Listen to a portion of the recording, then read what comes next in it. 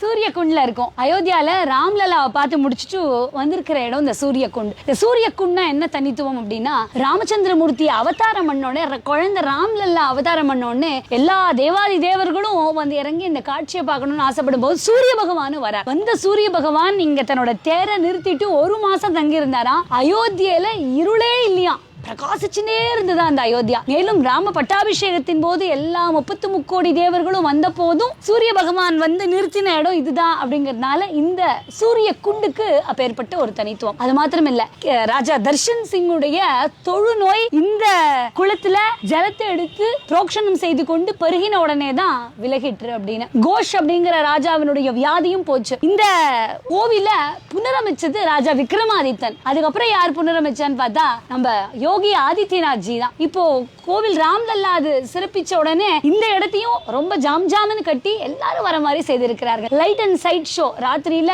இங்க ஜாம் இருக்கும்.